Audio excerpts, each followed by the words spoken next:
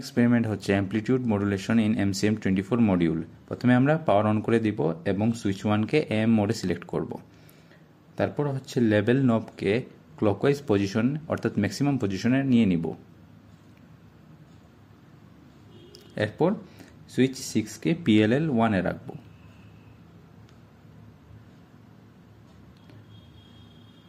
আমরা একটা jumper wire দিয়ে M মোড ইনের সাথে আউটপুট 2 কানেক্ট করব এবং সুইচ 3কে AM এ সেট করব।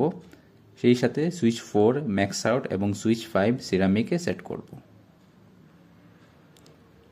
এরপর আমরা অসিলোস্কোপ এর প্রবগুলোর সাহায্যে আউটপুটের অ্যাক্রসে কানেক্ট করব যাতে আমরা ওয়েভফর্মগুলো দেখতে পারি।